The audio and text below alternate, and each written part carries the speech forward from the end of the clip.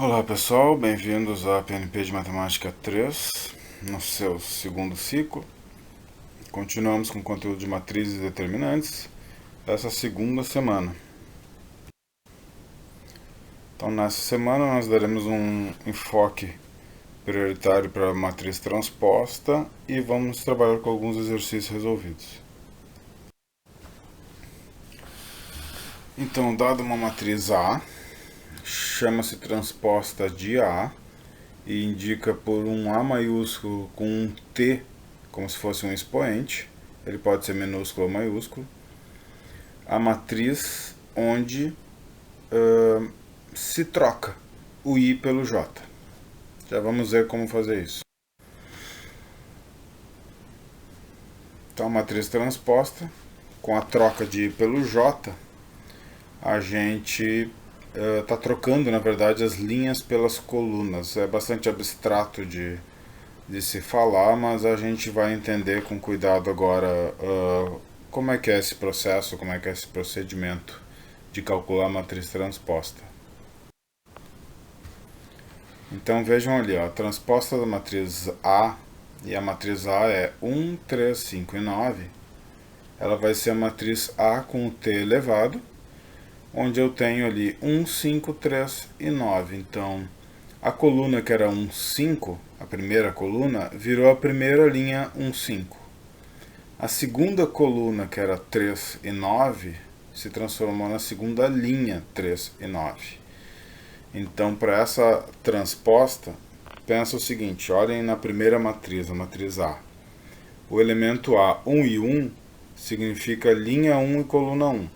Tá? Ele vale 1. Se eu trocar a linha pela coluna, ele vai ter aquela A com aquele apóstrofe 11. Eu troquei 1 com 1, só que como os dois têm o mesmo valor, não faz diferença. O segundo elemento que está ali, o A12, que é na verdade linha 1, coluna 2, ele vale 3. Dá para ver ele ali na matriz A. Tá? Eu vou trocar a posição dele como? Eu vou trocar a linha pela coluna. Então esse 1 e 2 vai virar 2 e 1 naquele A apóstrofe. Então ele estava na posição linha 1, coluna 2 e vai mudar para a posição linha 2, coluna 1. Então na transposta você já pode ver que ele está ali na segunda linha, primeira coluna. O elemento 5, ele estava na posição 2 e 1. Então linha 2, coluna 1. Ele vai inverter os dois valores e vai para linha 1, coluna 2. O último elemento ali, que vale 9, ele está na linha 2 e coluna 2. Se eu mudar de posição o 2 com 2, eu não tenho diferença.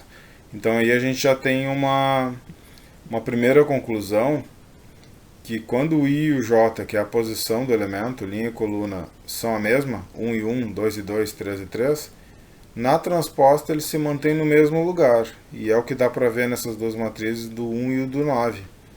Que eles não trocaram de lugar. Então, percebeu que a diagonal principal se mantém igual na transposta? É por conta do que a gente havia falado da linha e da coluna apresentarem a mesma posição. 1 e 1, 2 e 2, 3 e 3, 4 e 4. A gente não tem limitação para isso. Nesse segundo exemplo, eu tenho uma matriz um pouco maior. A ordem dessa matriz B é 2 por 3, porque ela tem duas linhas e três colunas.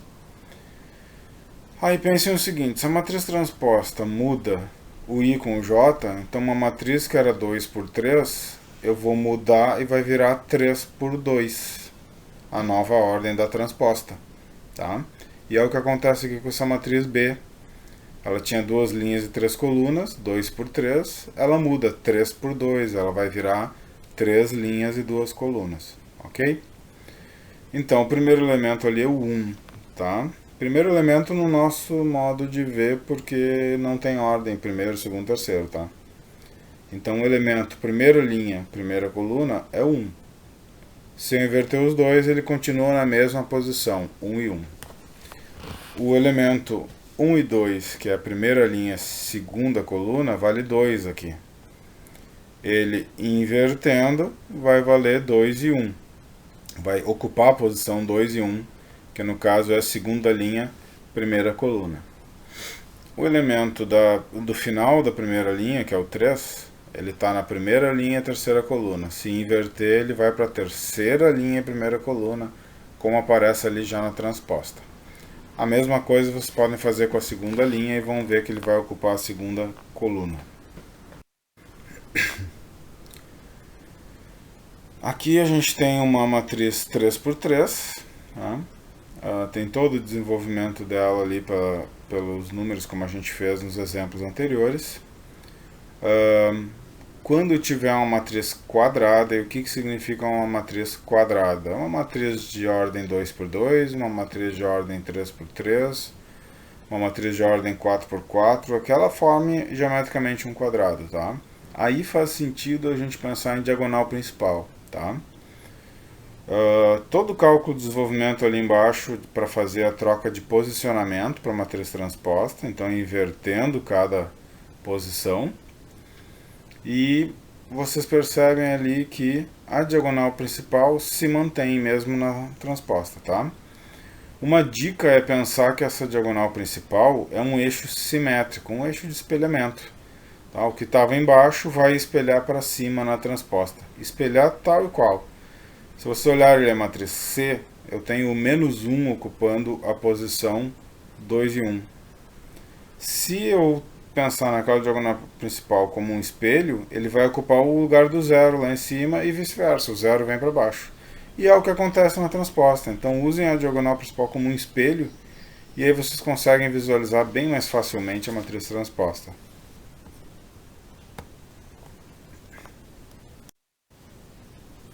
Aqui a gente tem mais um exemplo. A matriz A, 6, menos 2, 4 e 5. A minha diagonal principal é formada pelo 6 e pelo 5. Como é uma matriz quadrada, ela é 2 por 2, então a diagonal principal se mantém. Então o 6 e o 5 continuam no mesmo lugar na transposta.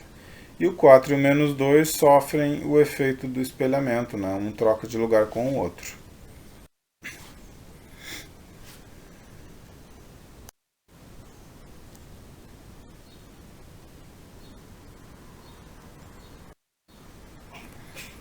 Então aqui nesse exemplo, só para ilustrar de novo, uma matriz de ordem 2 por 3, quando for transformada na transposta, eu inverto também a posição da ordem ali, então de 2 por 3 ela passa para 3 por 2. Aqui eu já tinha uma matriz quadrada de ordem 3 por 3, invertendo os dois índices eu continuo com uma ordem 3 por 3, tá? Ressalto então que a gente tem a diagonal principal ali com o 4, o 5 e o 10, que se mantém. O 0 troca com o 2 no espelhamento, o menos 3 troca com o 1 no espelhamento e o 2 troca com o 8 no espelhamento, ocasionado pela matriz transposta. Então essa semana aqui o assunto é um pouquinho mais curtinho, porque ele é um pouco mais difícil de entender. Não deixem de dar uma olhada lá nos exercícios, eu acho que eles vão deixar tudo bastante mais claro. Tem bastante exercício nessa semana para vocês fazerem, tá? Se precisarem, entrem em contato pelo fórum, entre pelo e-mail. A semana tem a nossa sala de atendimento, quem precisar, tá? Na semana que vem a gente começa a dar uma olhada em igualdade de matrizes, a gente começa a olhar também operações com matrizes, a gente vai dar uma atenção inicial ao traço da matriz, o que é o traço, como é que se calcula. É uma forma de identificar uma matriz, ou de tipo um registro geral, um RG da matriz. E nas operações com matriz a gente vai focar ali na adição, que é um passo inicial, que funciona parecido com a subtração. Então, obrigado mais uma vez, a gente se vê na semana seguinte.